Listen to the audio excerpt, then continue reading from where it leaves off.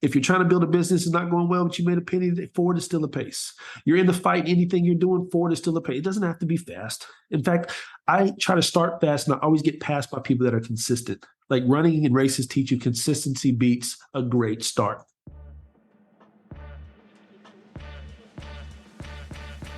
Welcome to the Expand Your Experiences podcast. I'm your host, Rashawn Stevenson. The intention for this show is to facilitate conversations, deconstructing experiences, discussing lessons learned, and tools that you can apply to your everyday life. Thanks for tuning in. Enjoy the show.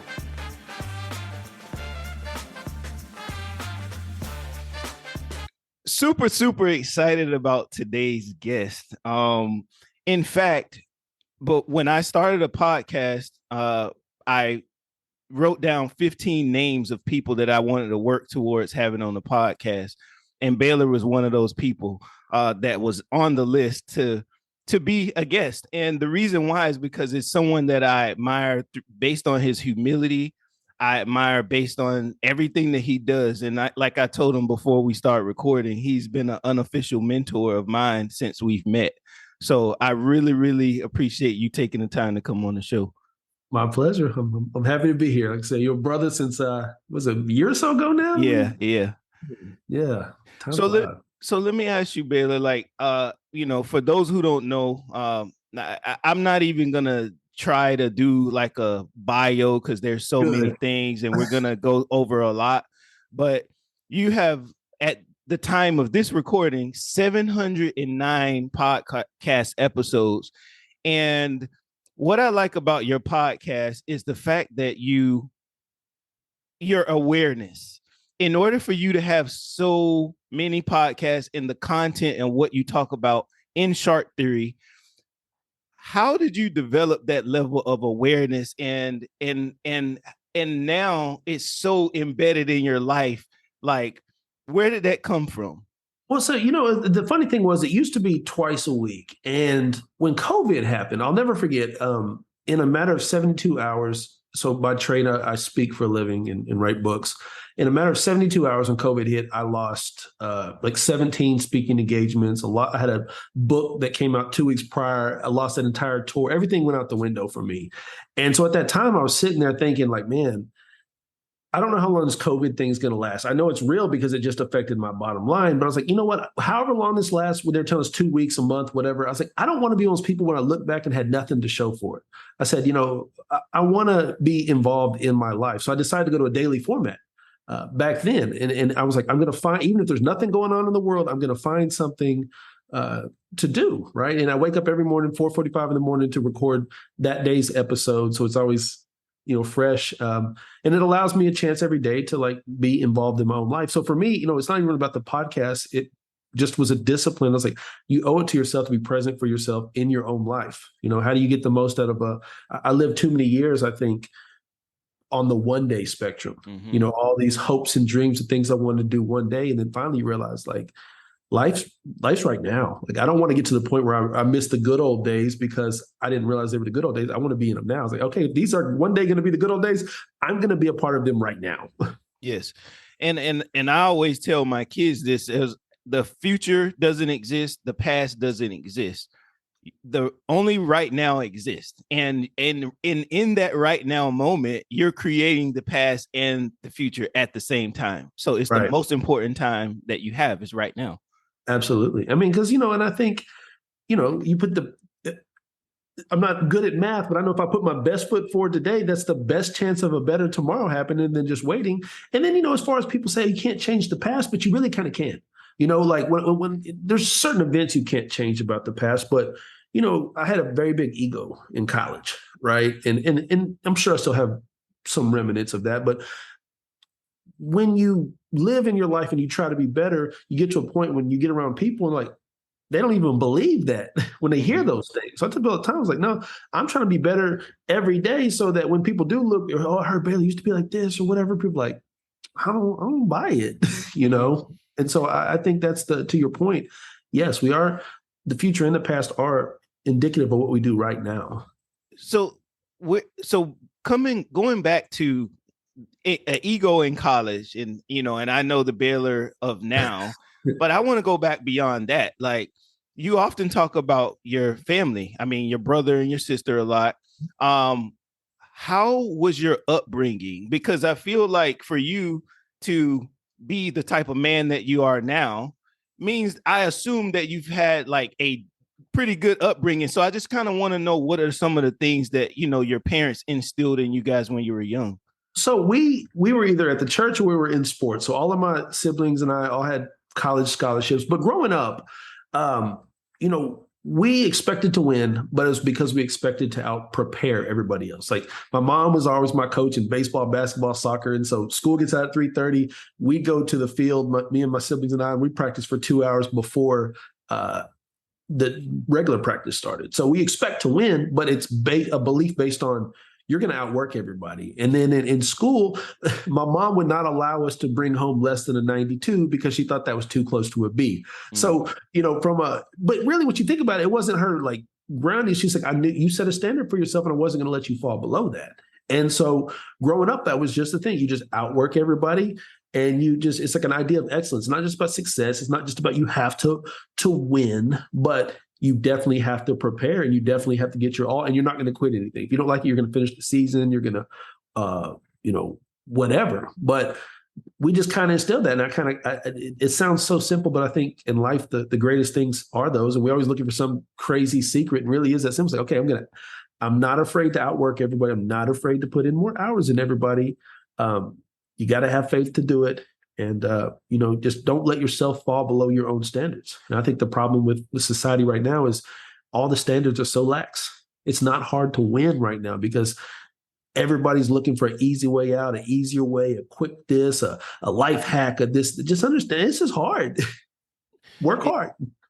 It is hard. And just to add to that, I think one of the issues too is people don't value time. I mean, right. I don't think time is something that people value. And I think going to your point, preparation is to me the greatest respect for time. I mean, and not everything can you prepare for, but there are things that you can prepare for, and it makes for a better grip on time and the things that you do in your time. I think I heard a quote the other day. It said, the bad news is that time flies. The good news is that you're the pilot. That's real. And I heard a quote the other day is like this Indian guy, is old that Indian wisdom. And he said, only miserable people can live a long life. And what he went on to say was, you think about, if you love what you do, time flies. If you hate you hate work, you hate this, it drags. And so his point was, you have to be involved in the things you love. You shouldn't want a long life. And I'm not talking about the amount of years you're here. I'm not saying cut your life short, but like the end of the day, people that fill their life to the brink never have enough time, and that's the kind of life I want to live. I was speaking to some high schoolers the other day on the concept of time. And one of the things I told them was like, it's easy to sit there and say, and from society speaking, you're young, right? But the reality is, if you're 18 years old and you're going to pass away at 20 versus somebody that's 80 and going to pass away at 90, who's really younger? I look at time, but how much time do I have left? My best friend was murdered a few years ago at 37 years old. How young is that, young or old? It's when we're gone. So we have to start looking at our lives and say, man, it's not about where I am on the age scale of how long I'm supposed to be here. Like, I don't know how much time I have left. Mm-hmm. I have to do it right now. You don't know how much time you have left. We got to do it right now. That's not like we got to be scared, but it's like, no, maximize what you have right now. Because, you don't know when it's over. Mm-hmm. And honestly, as I said, being my mentor, I heard you talk about a concept before, about the samurai sword and them putting their soul into the sword. So from hearing that come through you, how I received that was, that's what I want to put into this podcast. That's what I want to put into my photography. That's what I want to put in my everything that I do, everything I'm involved in. I want to put my all into it, because not only do I not know how much time that I have left, but I also want to make an impact, and I want to leave a legacy. And I know the only way that I can do that is through putting my essence into what it is that I'm doing and allowing those things to come through me. And I believe that, I'm big on legacy. They said, thing I read a lot. I don't remember which book it's from, but it's basically your first name is how people identify you. Your last name is who you really are. And so everything I do is like, I got to make this Barbee name great because I have family. If I'm messing up this name, that affects them. If I'm doing the right thing with this name, that affects them. Right. And so I'm a big believer in legacy. There's a book. I studied the New Zealand All Blacks, like the rugby team. And there's a book called Legacy. And basically everybody that becomes a member of that All Blacks team, their main focus and only goal is to leave that number in a better position when they leave the team than when they got there. And so as a result, you have all these people that care so much about, I don't know, understand that there's going to be a flow of life. I'm not going to be here forever. I'm not playing rugby forever. And again, I don't know anything about rugby, but I know about winning. They have of all professional teams, have the highest winning percentage in all sports because everybody's like, while I'm here, I'm going to make this number count. And everybody has that mentality and it's that legacy mindset, which means I have to give my all to right now. Speaking of legacy mindset and speaking of winning, you have 7 books and you're currently working on the 8th, right? Correct. And I've heard you say, if you had to pick which would be your favorite, which I know is probably hard, you'd say Wintality. What is it about Wintality that, first of all, not what inspired it, because if just listening to you right now, I know what inspired it because that's just your mindset. Well, yes and no. Wintality. So Wintality, a winning mentality was because if you read the book, it's a lot more of the darker stuff. I think for the longest part of my life or growing up, every one of us has this like inner, society would say monster or whatever you want to call it. I've learned to say, okay, yeah, call it my mental monsters, right? Whether it's anger, your rage, or, that part of you. And society tells us to suppress these things. And that's so destructive. What I had to teach myself to do is come to grips with like, okay, you look at Steve Jobs, you look at any great person to anything, they'll always talk about that other side, right? You have this good person, you have this like driven Kobe Bryant, Jordan, all of them. So it's like Wintality allowed me to embrace like, okay, there's aspects of me I've got to work on, but I can't let myself just get out of control. And so for me, Wintality was kind of like, it's a culmination of, I feel like who I am. It's like, winning is not just about, can you go make X amount on the speech or can you just sell a bunch of books? If you do that, but you come home and you're a terrible son or you're terrible, if you have kids, you're a terrible father, you're not a winner. You're just successful in one area of your life. To me, Wintality is like, what can I develop a system of integrity so that everything around me, because of how I am and how I operate, wins? That to me is a winner. I don't want to just be good at one thing. I want to have a winning life. And so that book, I think for me, I'm not going to say it was autobiography, it's far from it. But when I look back, I was like, somebody's like, I want to know more about you. It's like, if you read that, you'll know me, like how I think and how I tick. And so that's probably, I think, will probably forever be my favorite book. I think I've written some better books, but I know it's my favorite. And currently you're working on a book. I've obviously you have done those before. What's usually the time frame that you usually give yourself, or do you not give yourself? You just kind of let it flow? Typically, most of the time, I usually do every like 2-year increments. Typically, COVID obviously changed a lot of things for me, and typically I have like a February 27th release date because that's the first time I put up in 2012 and put my first book out. That's when I did it. So I was just kind of stuck with that. The problem is now I was going to have one come out now or this February, but when I put out Opportunity Engineer, it was 2 weeks before COVID happened. And the irony is that book is now really starting to catch. It's doing everything that I wanted it to do when the world gave up. Right. So I've pushed back. I'm working on number 8 and number 8 is basically done. I'm working on number 8 and 9 kind of simultaneously. I don't even think I've shared those. So I'm working on No One Prays for the Lion, which is one I'm real proud of. And then I'm working on one called The Adversity Method. And so honestly, probably one will come out in October and one will come out probably next February. So I'm going to kind of stack them. No One Prays for the Lion? No One Prays for the Lion. And the mentality behind No One Prays for the Lion is this. You think about if anybody watches the National Geographic Discovery Channel, whatever they have over there, when a gazelle gets away, everybody cheers, right? But when the lion catches it, it's like, oh, that evil lion. But you think about it, the lion's just doing what it has to do to survive with what it has. Nobody looks at the fact that lions eat at most once a week, and that the large amount of male lions especially die from starvation, because once you're not strong enough to defend yourself and lead the herd, you're done. You're out of it. And male lions actually don't hunt as much as female lions because they're main team. So you're weak. You don't have anything, and most die of starvation. So I was like, man, that is a sad death. The king of the jungle, as we say, that's a sad existence. So with knowing praise for the lion is understanding if you're in a position of leadership, you get it. Like people, like you got to give the team credit for everything. You don't get credit for things you do, like, oh, he's supposed to, or oh, she's supposed to, she's this or this. But the bad things, like, you have to deal with yourself. So it's like, how do we keep our sanity?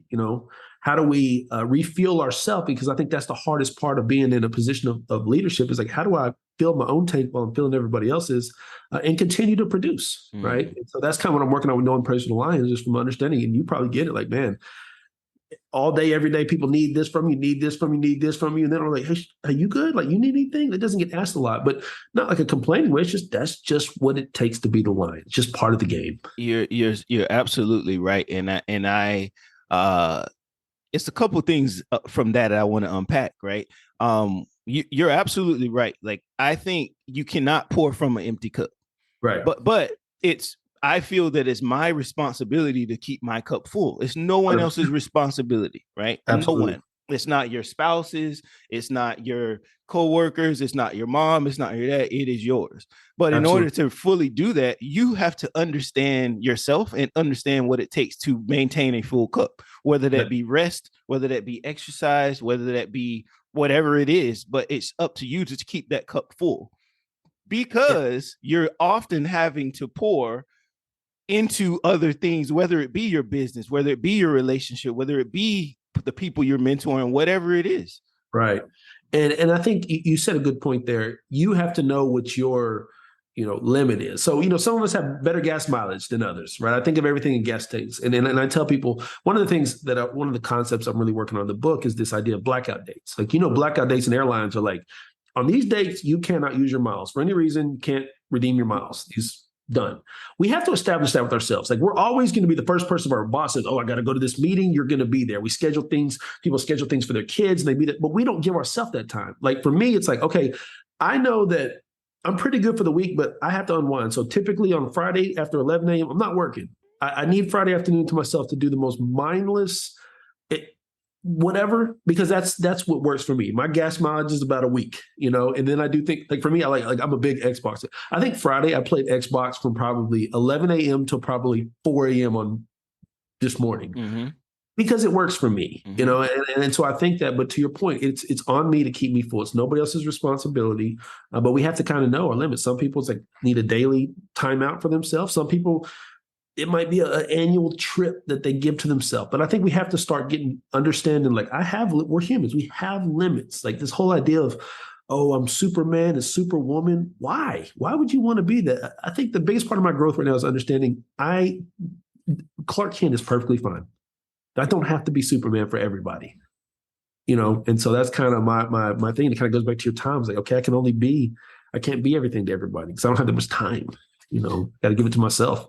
Well, even with the lion thing, I mean, I see it as like every day I got to be a lion, right? But when I come to my den, I don't want to be the king of the jungle. I want to whatever it is that I want to do, because it does require, with being driven and doing the things and accomplishing the things and seizing the moments and seizing the days and being present, that takes a lot out of you when you do it to the extent that, I try to do it. It does. You need that balance. Yeah, you do. And I think it's to what you said, it's an understanding that you don't have to be when I say the man, I'm talking about just as a species, like, you don't have to be the top of the food chain in everything you do. And like I said, the research, if you look at how the pride of lions hunt, the entire pride success is dependent on the two fastest women lions. They're called gunners. You have one who's the second fastest one. Job is to identify the slowest, whoever they're after. The other one's like way over, they're hiding way in the way up ahead, to drive it over here so the other one can attack, right? It's not the male lion's job to go do everything. Yes, he gets the credit for being that he's got to protect the pride when it gets down to it, but he's not the best at everything.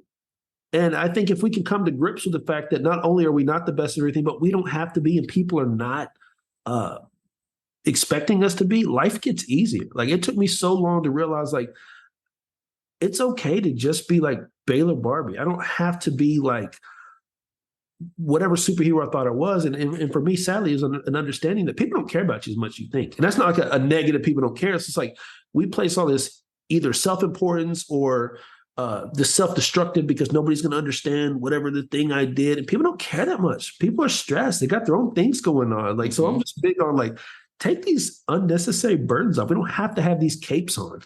You're right. We don't. And I think it's like you said, well, one thing you said that I want to kind of unpack a little bit more is the fact that nature, when you watch, and all you're talking about is just an observation of nature in terms of the way that lions hunt.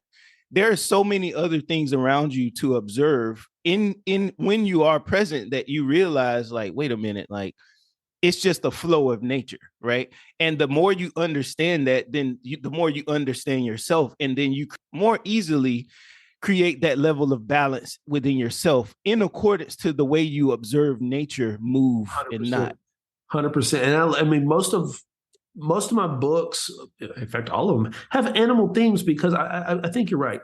I think nature, they figured it out, right?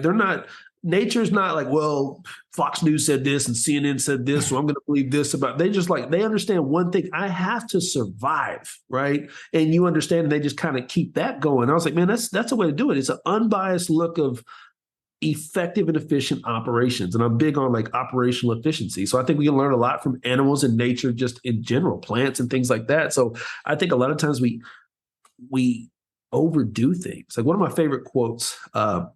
The Statue of David. I think it's like 17 feet that Michelangelo did. And they asked him, like, how did you create this masterpiece?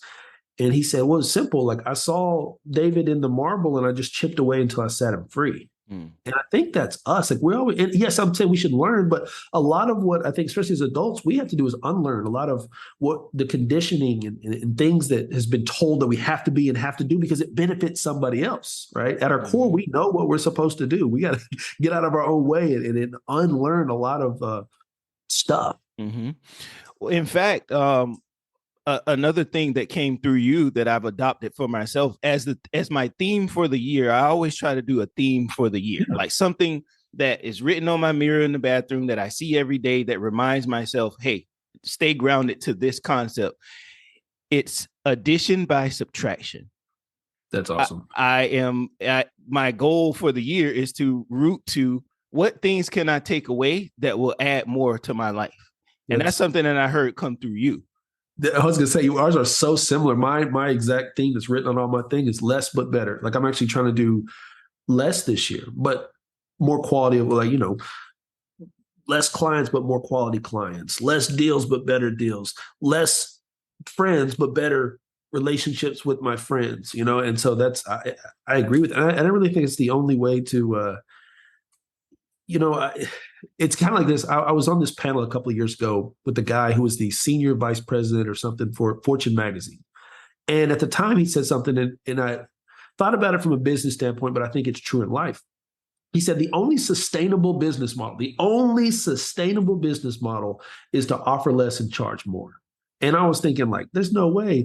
And I was like, what about Walmart? At the time it was everyday low prices. He said, no, there's only 24 hours in a day and somebody can always do it cheaper. He said, you'll see at some point Walmart even has to change. Now, a couple years later, Walmart's like, save money, live better. And what I took from that is just not saying like just tax people over the head, but it's like, we can't do it all. Can't be everywhere. Can't do everything. But I can be the best at the things I decide and choose to do. And I mean, and that's just doubling down and knowing what it is that in unlocking and uncovering that statue of David within yourself, right? Like it's all in us, but it's just a matter of, are you willing to learn? Are you willing to put the work in? Are you willing to introspect from this perceivably failure, which failure isn't anything other than a lesson? There's no such thing as failing. Like if you're willing to uncover and chip away at those things, you unlock that stuff within yourself.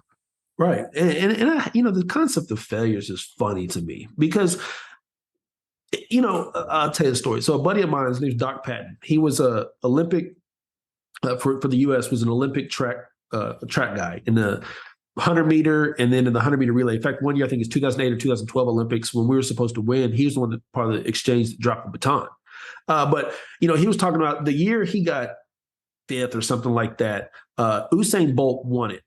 I mean, set some just ridiculous time. Mm-hmm. His time that he had, and he got fifth or something like that, would have won it several Olympicses. And I was just like, man, that sucks till you work and train that hard and you lost. And he's like, I didn't lose. I was like, yeah. Usain won and so and so. So he's like, no, I didn't lose, Baylor. I just understood after that what I need to do to win next time. He said, people only look at the Olympics, but we see each other every 2 weeks. And I took that mentality. I was like, that's because a result, I didn't get the result I want. That's not the failure. The failure is if I just leave that being the result. He said, okay, I know to run, I got to run an even better race. I know what I need to do. I need to work on this aspect, this aspect, this aspect. So if we take that mentality and everything, like failure really, the concept of failure is all wrong. It's like, okay, yeah, I didn't get the intended result. That doesn't mean I'm a failure. I'm always a work in progress. There's always a new puzzle piece to kind of put to the puzzle. And I think the only failure is when you just leave an event that you didn't agree with the result and just pack your bags up and march off and think that's the end of the world. Mm-hmm. That's the only true failure. Mm-hmm. Mm-hmm. And I mean, when I realized that, like my life changed. When I realized that to do things and not everything is not going to always work the way you think it's going to work, but it's always going to provide you with information that you can use to help get the desired result that you want. That's it. And it's just like, we have to stop getting out of this mentality of thinking there's only one way up the mountain. Like, for instance, I was in hip hop before I got into speaking, and I was doing all the things, traveling, making money, all the things that I wanted, because I wanted to be on stage and so on and so forth. And I was just empty. I mean, every day I was just emptier and emptier and emptier. So when I kind of walked away from music at the time, I thought I was giving up what I loved. And I started sharing my heart, sharing my story. It turned into, long story short, turns into a speaking career. Now it's like bigger stages, more people, but it's more impactful. Now I could have looked at that and said, oh, that was a failure. But to your point, it's like, no, everything's just downloading information.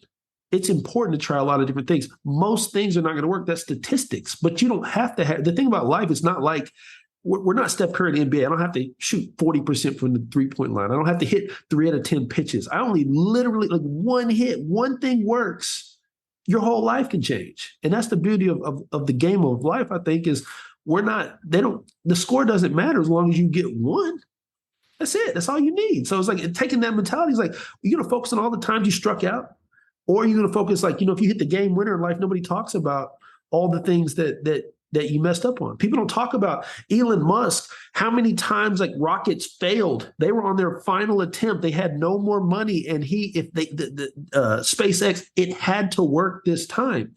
And it didn't work. But what he had done is he had doubled down on his PayPal money and got some funding from NASA or something because they saw the progress. He didn't tell anybody. So when they last one failed, it had done better, but still failed. Everybody was just like, oh, it's over.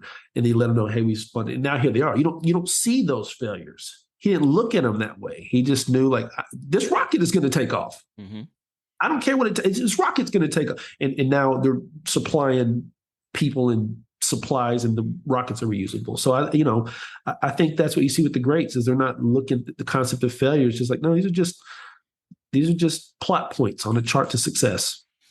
And another thing with the, success. I don't like saying successful people. Yeah. So I don't want that. So yeah, but another thing about people with that type of mentality, let's say that it's all those things are building blocks. Like, for example, I mean, I was gonna definitely bring up the song, the freestyle. Hold on, well, I got it in my notes here. The 2011 season BU song that you wrote for your college team that you played for.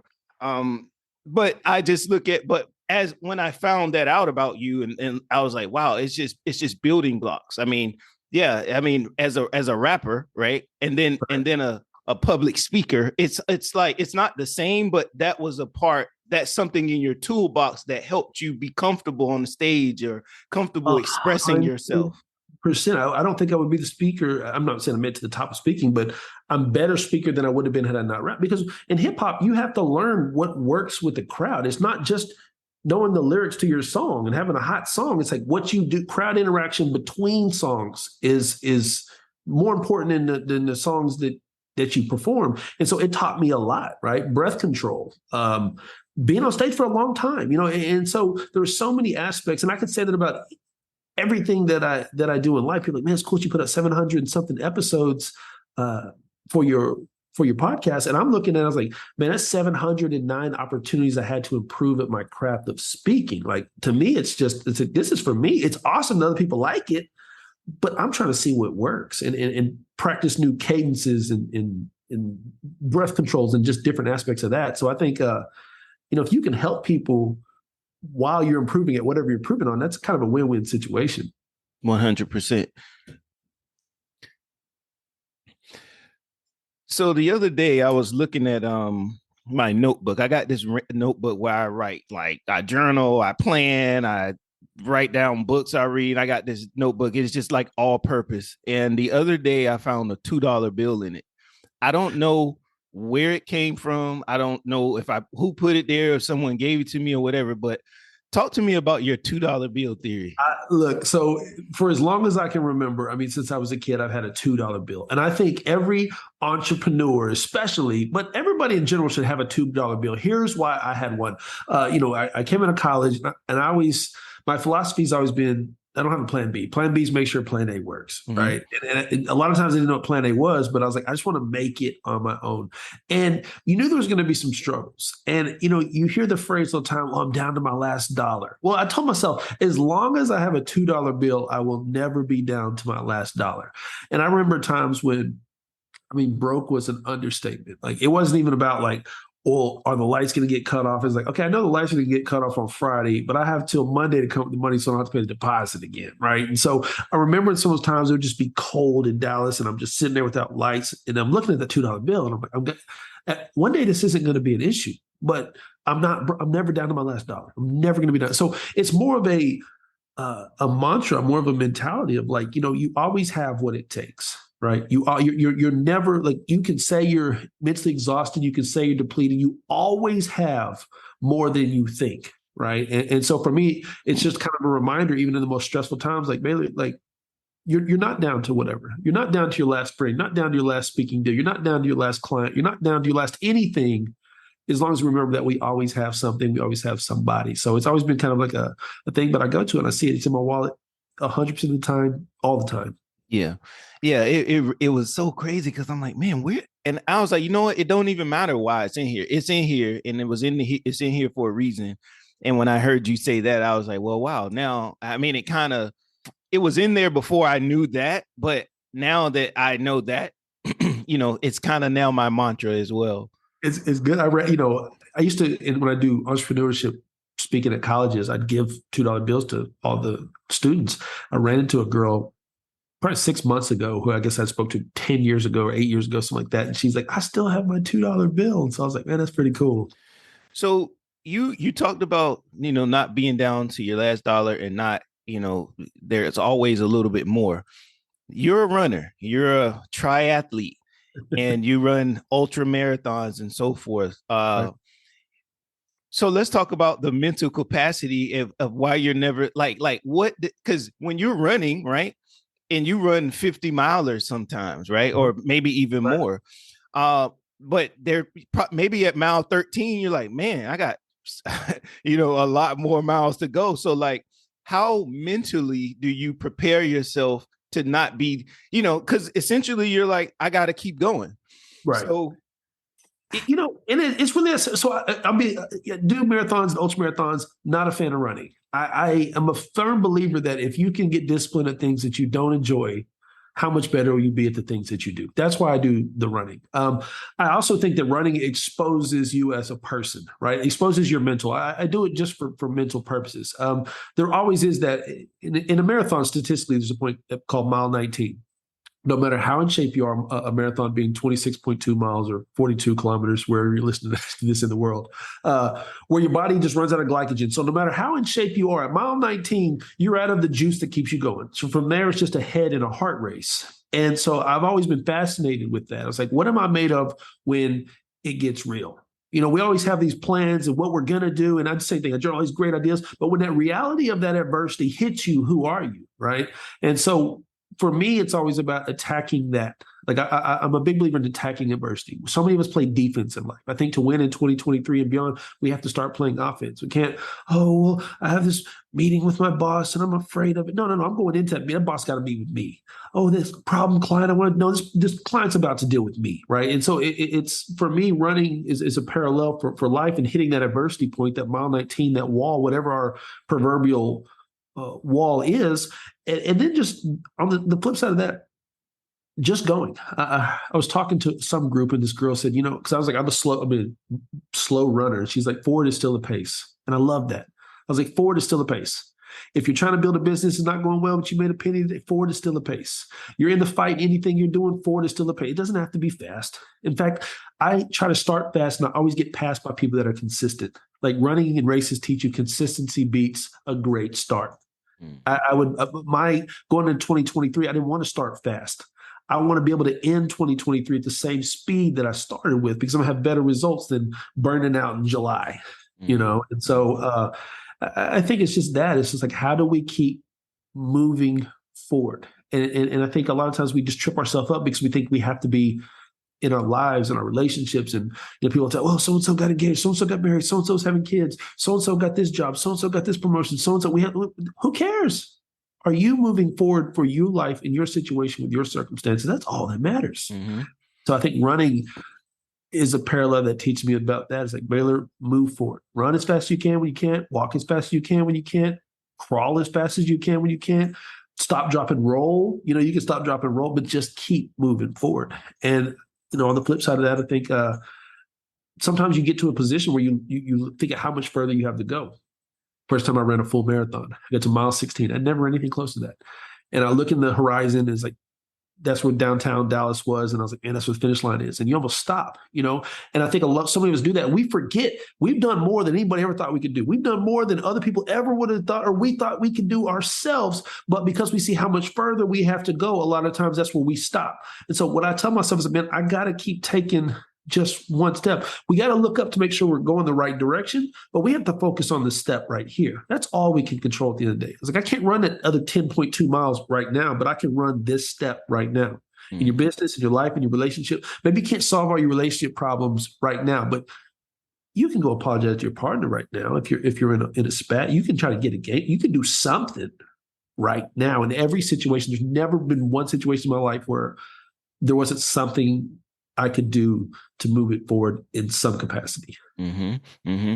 And just like you, I don't enjoy running. I run for fitness, but I also run because it's hard. Like, can I start the day doing something hard, and once I've done that hard thing for the day, then it makes kind of everything else throughout the day easier. Yeah, absolutely. And all running does for me is teach me that I am not maximizing my potential in terms of my belief in myself. But every time I run and do distance, it teaches me what more I have in the tank. Like, first time I ran a marathon, I was like, oh my goodness. I thought I was going to, 20 seconds after the marathon, I was like, okay, well, what's next? And then we're doing triathlons and half Ironmans. Then my brother and I signed up. We're going to do a 50 miler, right? And you finish that and you're thinking like, I got to sign up for 100, not because I need the validation of completing longer distances, but because the validation of knowing that I have more in my tank, and I want to empty that tank. I want to see where the real limit is. And I encourage you, if you're listening to this in any capacity, the more you do something, the more you realize you don't have the limits you think you have. You really don't. And that's all running has ever taught me, is every limit I thought, like whatever you set out to be hard, your mind is going to make hard. Tony Robbins said this thing one time. I'm talking about like anecdotal income outside of your regular, whatever your job is. It's harder to make $10,000 in a year than it is to make $100,000 a year, because whatever you set the goal, your mind has to say, okay, I got to make this hard. So I got to limit my own capacity to make this a hard goal, right? So why not shoot for the fences? right? Why not shoot for something bigger in these races? Like the same training prep for a marathon as you do for a 50 mile and beyond. A little bit longer, but it's the same process. So, my thing in life is like, I encourage people, the worst thing that I think you could do in life is to cross a finish line that was so far below what you're capable of. But you'll never know what you're capable of if you don't go after that. Make it scare you. I'm a big believer when we talk about dreams. Like if somebody right now, when you talk about your 2023 goals and somebody in your life's like, yeah, you can do that, then you're not dreaming big enough. You're not thinking far enough. You need to be in such a position where people are like, no, it's impossible. It's impossible. Then you're on the right track. That's the race worth running. That's the business worth pursuing. That's the, you name it, worth going after. And you just made me think of some traditional wisdom that people often say that I don't like. This piece of traditional wisdom is the sky is the limit. Like that you're automatically saying that there is a limit to something, but it's meant to make you think that there's a lot you can accomplish. But if that's the case, then the sky isn't the limit. It's not. We have flags on the moon, right? We talk about Elon Musk sending spaceships out. We have rockets or satellites that are sending pictures back from, they didn't get that memo of sky is the limit. And I think all limits are self-imposed to a degree. Now, don't get canceled over that, but I see people a lot of times that do a lot of career talks. Like, I'm stuck. I can't. My boss isn't going to let me advance in the company. I was like, okay, well, why are you not working on a lateral skill? There's nothing that says you can't play like Frogger and go up and around people. And this is in clients, this is businesses, in life. You're not stuck because there's a ceiling here. You have the ability to learn, go out, up and around in everything. Like I don't really believe in limits. And again, I think a lot of us have used limits as an excuse to not do something. I've never met a truly driven person that will even entertain the idea of impossibility, right? We want to figure it out. And that's the only way, right? And if we don't figure that out, we're going to figure something out that's going to be better. But we're not going to just accept that. And I think if society, if we would just get out of this, I think limits should be a cuss word. They shouldn't allow it in schools. They shouldn't allow it in public. I think we should just get rid of this concept because it's entirely self-imposed when it comes to our capacity to succeed and win in life. See, and you just brought up the next word that I was going to say, which was capacity, right? Like, I think there's a difference between a limit and capacity, right? Like, so sometimes the limits that we put on ourselves is simply our capacity. So maybe you don't know how to do it, which means that you can increase your capacity, which means now there is no limit because what you've learned, that skill that you've acquired has now increased your capacity. And now you can do that. So maybe you couldn't do it before, right? But you took the steps to increase your capacity and now you can. Right. You think, my dad used to, when I was growing up, he would work at the, he has a job and then he'd work at the Coliseum. And so the circus would come in and you go to the back and I get to go like backstage. It's like VIP. I'm from a small town in West Texas. And you see the elephants, these massive 2-ton beasts with these little ropes around their foot. They're not in cages. And you're thinking like, what are they doing? Mm-hmm. But the problem is if you look at like the history of elephants, when they're babies, they put this little rope around their foot and a stake in the ground and the baby elephant can't pull away. So after a few weeks, it knows once this is around my arm and the stake's in the ground, I can't move. And so it just gives up. It memorizes that and thinks, okay, that's how it is. It never realizes, it never stops to think, though it grows to be massive, that it would easily walk away from that. It has that limitation from what it was. And all of us, I believe, have that same thing. Something didn't work back then. And we just, okay, I'm not good at sales. I'm not good at talking to people. Are you not good at talking to people? Or did little Natalie just turn you down for the 5th grade dance, right? Are you not good at sales, or your first attempt at it was just somebody that had no intention of ever buying from you? So I think a lot of things we have to revisit things that didn't work before because we have more skills now. Mm-hmm. In my first book, Microsoft Word was my editor. So I don't know how to put a book out. I was like, well, let me figure this out, right? Terrible book editor. Like I think like the 3rd word of the book is like the first grammatical error. And there's reviews on Amazon. It's like Breaking Your Own Heart. You said Breaking Your Own Heart was the first book.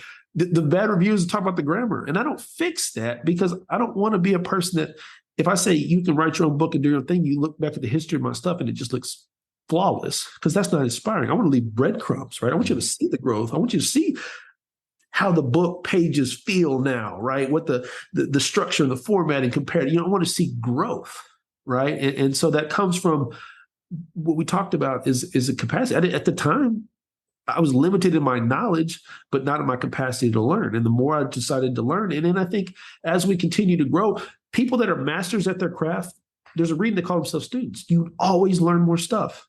Like I've spoken thousands of times, and now I'm to a point in my career, it's like, okay, I gotta get better. I gotta get better with my pauses in speech. I gotta get better at some of the nonverbals. I gotta get better at the intro pieces. I gotta get better at the cadence. There's so many things that you want to. So I think, if anytime you think you're stuck in your belief that you can't learn more. You've never mastered anything. There's always something new. And that should be an encouraging thing. It's like, man, if I'm this good now, how much better can I be if I really, really break this down into those building blocks we discussed? Mm-hmm. And just to add experiences. I mean, one of the things that you do, one of the reasons I really like your podcast is because it's funny because every day I'm navigating through the world, and there's always something every single day that intrigues me. I'm intrigued by something every day, multiple things a day. You share that through your podcast. You share like a conversation that you've had with the homeless man and how that impacted you, or whatever it is. And I think that it's all about you experiencing the world. Like it's you going here, you going to Mexico, you're doing this. It's just you're experiencing as much as you can. And then extracting the things from that you can apply to your business or your relationships. Right. And I think that's the beauty of, to me, the best I've found so far is the beauty of life is in our ability to experience what we're in. Right. And it doesn't have to be an exotic trip. Like you see the podcast, most of it's like the most seemingly basic stuff. But I think if we can find beauty in these seemingly basic things, then these extravagant things, that's just icing on the cake. Like I love to travel, but it doesn't make me a happier or a better person. It's just a different experience. I try to have that same level of like wake up in my same room or my same bed or go through my same routines, same running routes. There's new things there because depending on where you're at mentally, you see and perceive things differently. And I think that's an awesome thing that I think we should all start to really appreciate about ourselves and our lives, appreciate the journey, appreciate the fact that it is, I think if people say I have a boring life, I'm like, that's good. A life without drama. Like we got to quit acting like that's a bad thing. Like uneventful, quote unquote life. That's a good life. I know a lot of people with so much drama, they would love to have the tranquility of just a boring life. Right. But still find beauty in that boring. No doubt about it.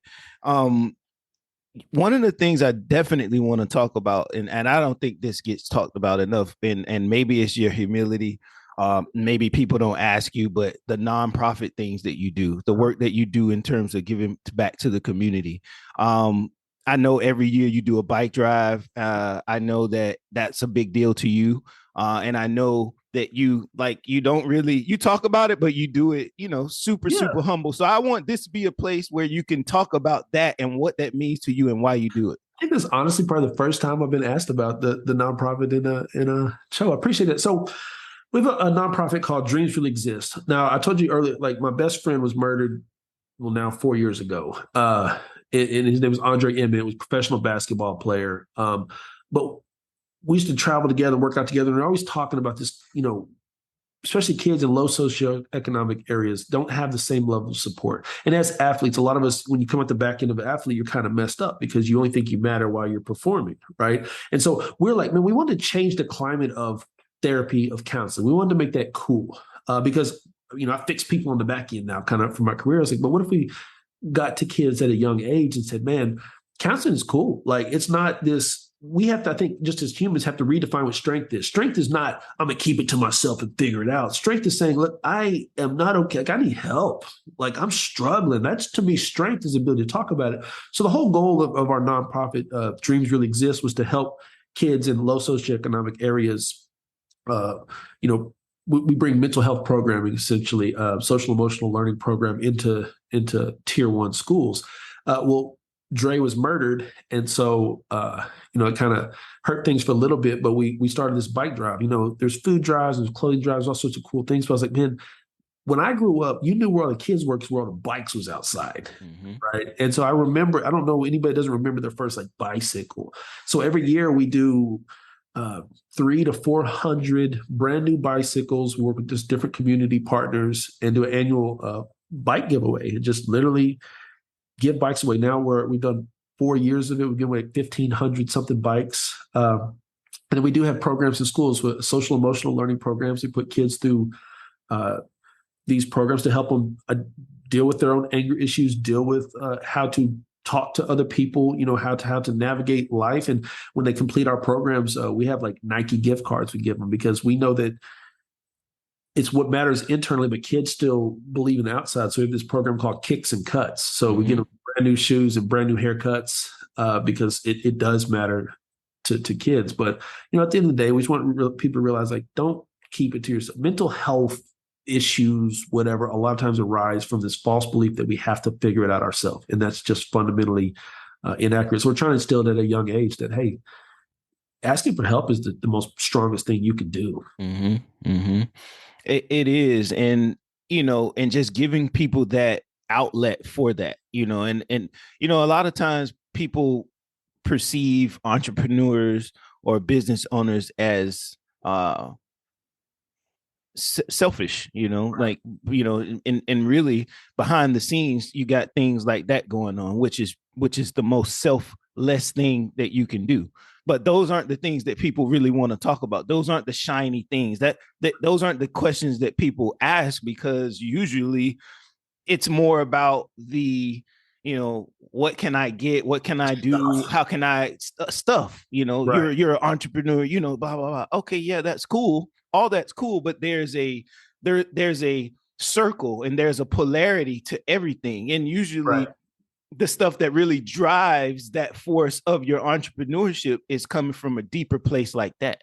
Right. No, it is. And, the funny thing is people, I got asked one, is like, do you consider yourself selfish? And not only do I consider myself selfish, I think everybody should be selfish. One of the themes, and I'll share it on here, that I'm working on for my next book is this idea of a palm tree principle. One of my mentors I was having dinner with a couple of years ago, and he was kind of explaining to me why you need to be selfish. To be selfish is the most selfless thing you can do. So a lot of us have this, like, I want to help everybody here. I want to help people here, right? And we go back and forth helping everybody in our life.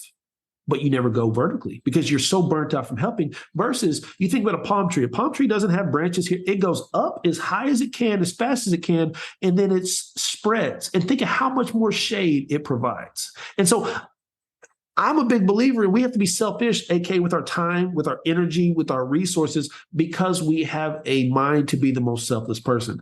If I'm helping everybody down here, I'm not saying don't help anybody, but I'm saying if your mentality is not like, I got to get to as fast high as I can so I can help most people. Now, again, the goal is to get as high as you can to help people, not to just be a rocket ship for yourself. But we have to start taking back our time, our energy and stuff, and putting it into growth so that our branches now can provide cover, shade, resources, fruit, whatever your thing is in life for the most amount of people. And so I'm a big believer in saying, yes, I'm selfish because I care, and I think that we need to do it. But to your point, yeah, I think you have to have something to drive. So I'm not saying you have to go start a nonprofit or you have to be an entrepreneur. I don't think entrepreneur means you're the person that signs the check. I think entrepreneur is a mindset of I figured things out, right? I see problems and I figure it out. And so all of us have the potential to be an entrepreneur in our own roles and in the various aspects of our lives. Mm-hmm, mm-hmm. Yeah. And, I think that's the biggest thing is going back to even just with the book, your book titles and your books that you've worked on, like Wintality, Entrepreneur, everything boils down to your mindset. Everything boils down to how to develop a mindset when, to deal and navigate through life, because it's just a big journey. It's just a big process. You're never always going to have it figured out. There's always something new to learn. There's always something that you're going to learn about yourself. In fact, with running, and not to really bring running back up, but I thought about it. But when I run, like usually sometimes ideas come to me. Most of the time, like ideas come. Sometimes I even want to stop just to make a note in my phone of an idea.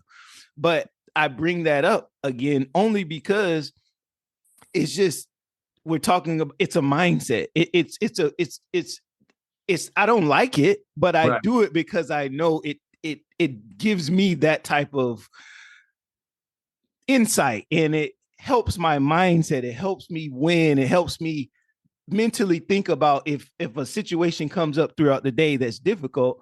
I think, well, I pushed past difficult things because this morning my legs were hurting at mile 1, and then I just was able to push through it. So it's a mindset.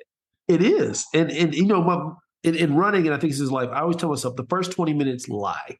The first 20 minutes of every run feel like you think, oh my goodness, I'm slow, I'm out of shape, I can't breathe.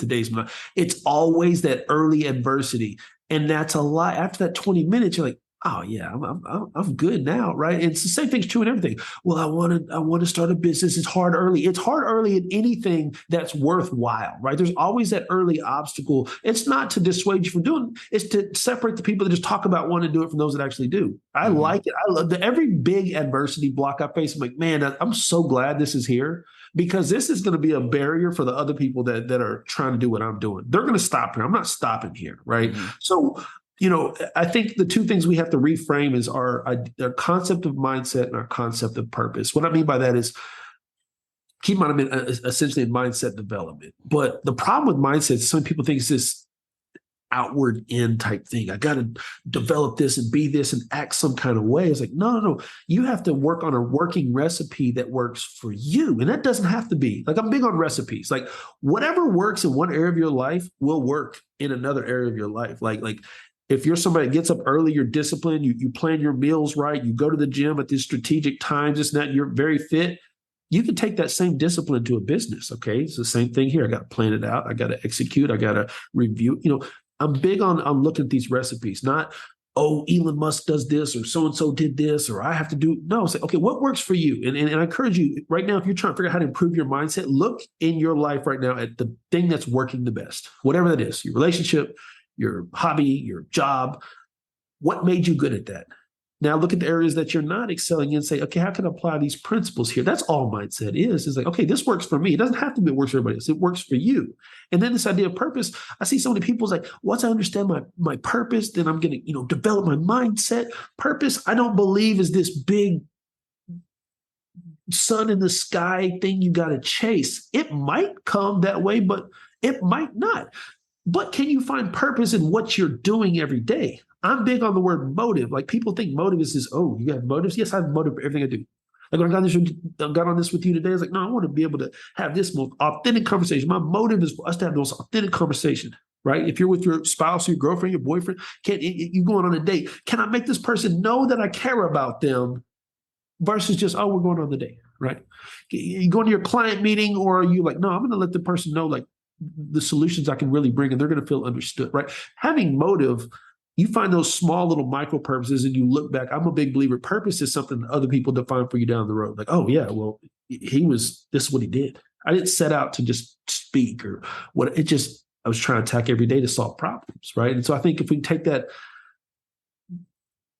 degree of just, oh, I got to have it figured out and chase this one thing, and just say, okay, what can I do today with where I'm at, with what I know? How can I make myself and the world around me better today? And purpose will figure itself out. That's powerful. I mean, but yeah, that I'm thinking about that as you said, and I'm like, wow, like, because the legacy that you leave is usually it's just a accumulation of the things that you've done over time, right, consistently. It's just whether they're good or bad, like, it's just accumulation of those things. And the way to really leave a lasting legacy is to do those things constantly, consistently, and do them with purpose to where I can't formulate exactly what I'm trying to say, but like, I think you get my point. I think that, and I think that's the beauty of it. I don't think everything has to be formulated, but yeah, so you look at the ultra, whoever your role model is, they're not worried. Like, I love following Elon Musk, not because I'm just an Elon Musk fan, but I love somebody that's just trying to solve problems. Like, he doesn't care what you say about him, think about him, good, bad. He's like, okay, but I'm still trying to solve problems. He's trying to dig tunnels under things. He's trying to just crazy ideas. In the word we say is crazy, but he was like, no, this seems sensible. This needs to be done. I'm going to do it. And ultimately, when it's all said and done, go look back at him like, man, this guy really just changed a lot of different things right here. But it's because he's committed to what he does. And that's why I'm just on a big Elon Musk kick right now, because I love to see people that are just they're not worried about the opinions of what other people are saying. It's like, I'm passionate about this. I'm chasing it. I'm going to do it. I mean, no more, no less. And not only that, but I mean, this is a guy who came from completely different industries. That's what I like about him. It's like he was a tech dude, but then he got into like, right, electric cars and space. And these are all things where this guy had to increase his capacity and learn these things and learn them well. He's not a scientist. No, he's not these things, but he has a recipe that works, and he went all in. I read this thing recently where he's like living on friends' couches. He's like, he puts his all in there. You got to respect that. Even if you don't like everything he does, you got to respect people like that. These all in mentalities. I think one of the things with my less but more that we talked about earlier is like, I can only, if I can't 100% say yes to it, then it's a definite no. That's kind of how I look at it now. If I'm on the fifth, it's a no, because I'm not passionate about it. If I have to think about it, I'm not passionate about it, right?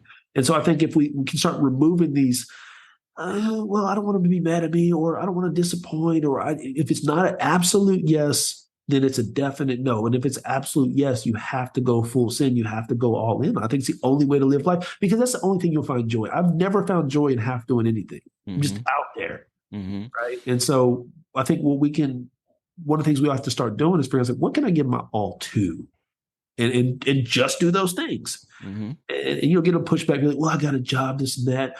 I have friends that have been at jobs they hate for the last 5 or 6 years. I mean, you don't think you could have found one industry you like by now? It's like you're comfortable. That's the problem. Comfort. There's nowhere, if you look at, I've never seen where it's supposed to be comfort. There's nothing in scripture. There's nothing in any of the old Stoic philosophers. There's nothing in all the greats that have ever talked about the importance of comfort. It's about drive, right? And so I think we have to get rid of this mindset thinking things are supposed to be comfortable. Let me ask you this. I mean, we're coming down the home stretch. Well, actually, before I ask you anything, I want to say thank you for taking the time and coming on this podcast. Not only that, but like, when I was starting a podcast, I asked you, you gave me resources, you told me, you encouraged me, and here I am in season 2, with you. So it's really surreal for me just to even have you here. But I got to tell this story real quick, why that's so powerful. This is one of the things that I'll never forget. We got on a group FaceTime call. We're all talking. I was like, yeah, if you're going to start a podcast, and this is why I'll forever, like, you'll forever be my brother. We're talking about these things that you would need for a podcast. And I'm telling them this, and this is the first time we've talked, right? As we're having the conversation, you went to the store, like, where are you? I'm getting things you want. You didn't wait. I mean, he could have sit there and said, well, let me research it for now. Let me think about it a little bit more. Let me get a plan. No, you took it at face value, you went and you got the stuff right there. You took that step right there. People are still in the preseason 1 of their life because they didn't just do what needed to be done when they needed to do it. And that's why I think I just respect, I don't want to cut you off, but that always stuck out. I was like, man, that's somebody. You can tell a lot about somebody that takes the action right now. It's like, well, I'm not going to, okay, yeah, that's what I'm supposed to get. That's what I'm going to get right now. If that's what I'm supposed to do, I'm going to do it right now, right? And so I got to commit. I had to tell that story. I was like, hey, I'm going to tell, I don't care what the questions are today. I'm telling that story because that speaks so much about you as a person. I appreciate that. And you're right. Like you were doing it, you were successful, you left the breadcrumbs, you had the recipe already. You already had the recipe. So it was just up to me to go and do that because that's what I wanted. You had the results in that space that I wanted. So it was just that simple, just to go do it. I love it. But something I like to ask on the Expand Your Experiences podcast is, what's an experience that you think everyone should have? The chance to fall on your face without a safety net. You will learn more from the learning who you are in the darkness than you ever will be for having the support around you. I'm not saying like go isolate yourself, but I think especially with a lot of youth is we protect them too much, right? And you got to give people, like when we grew up riding bikes, you fall off your bike, you got to get back up and keep riding it. Right now it's like, are you okay? Well, let's make sure nothing. Blah, blah, blah, blah, blah. No, falling on your face. I'll tell you, I still remember those times of just being like utterly just cold. My park is like, it was just the lights, everything was cut off, and I was just like, there's no like hope or how it was going to change. And all I remember was one day, this is not going to be like this. And that drove me to make sure that one day it was not like that. By the same token, if it happened again, I know how to, I can survive. I know how to get through those hard times. And so one of the things I wish everybody did is in some capacity of their life had an opportunity to seemingly be utterly hopeless. Because in the darkness of anything, you realize there's always light. Like if you close your eyes super hard right now and you wait a few seconds, you'll start to see the light. The light goes through your eyelids, right? And so what you find is your own strength. And that's what I think that here Girl Scout cookies a big thing over in America. And I hate now because you have the parents just sending links out to their friends. I'm like, you're robbing these girls of the most important aspect. That's the aspect of being able to fail. Saying, do you want to buy some cookies? No, get those away from me. Like take those L's because those help you win in life. So I just wish everybody had a chance to just a perceived epic failure where it just seems hopeless and you have to pick yourself up because then you realize like, okay, if they kicked me when I was down and couldn't put me out, I'm indestructible. I mean, I feel like life gives you those opportunities, whether you want them or not. So I think you should create them yourself so that when life gives them to you, you have more tools to combat those situations that life hits you with. That's good. I mean, I was before I went to Mexico, I was doing Duolingo, learning Spanish. And I was like, I'm gonna go there and speak all Spanish. You fell on my face. Look, it sounded great when I'm doing all the apps, and then I get there, but I realized, okay, I gotta step it up. So I agree with you. It's like put yourself in situations of to potentially fail, because then you'll learn what you're capable of, and then you'll look back on that. When I talk about these recipes, you'll be like, this is a little bit different, but it was still a thing that my back was against the wall and I had to get myself out of it. I can do that in any situation. Man, we got to get you back for another one. We got to get you back for another one at some point. I mean, I hope we can. I love this. I love just being able to share this. I love what you're doing, and I think that you said it right. Life is about expanding your experiences, but I think we have to get out of this mentality of thinking experience means I got to go to Bali or I got to go to this. You have an opportunity if you're listening to this, and wherever you're at your desk, in your car, walking to work, whatever, to expand your own experience through what you give through your craft, whatever you're good at. Maybe that's just, you could be the best thing I do when I go speak in elementaries is I'm the best high fiver. I make them jump up, but it changes their day. You know what I'm saying? It doesn't have to be some crazy skill. You don't have to be Elon Musk. You don't have to you just got to be the best at whatever you're the best at. Every one of us we're the best at something. I might be the best smiler. I might be the best greeter. I might be the best, whatever it is, because when you impact society through your gift, you start to find joy in your life. When you find joy in your life, you start to create movement in your life. When you create movement in your life, you start to see results. When you see results, then you see the momentum. Momentum doesn't come first, it comes last. But by then you don't even care because you've already caused it. And at the end of the day, what you realize, I'm big on opportunity, is if you think about it, at the end of the day, opportunity is always there because it's always you. You are always the opportunity. You always have a chance to change something. You can't change everything overnight, but you can make a decision, take an action right now to change your situation. Work on that daily, and ultimately you have that life that you want. Man, what a way to end it.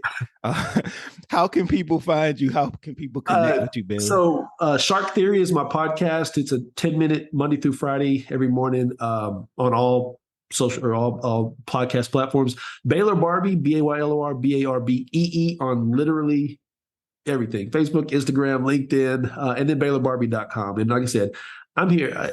I want to hear your experiences. I want to hear your stories. And then whatever your walls or adversities are, like, let's get through them, because where I'm at in life is like, I take just as much pride in you winning as me winning, because I just want to create a culture of victory through who we are, integrity, and then a fearless pursuit of what we want in a life.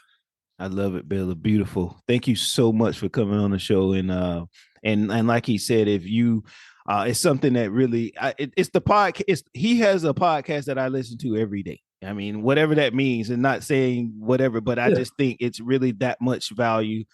10 minutes a day, and this is the kind of thing that he talks about every day. So like, go ahead and do that. BaylorBarbee.com. And thanks a lot, Baylor.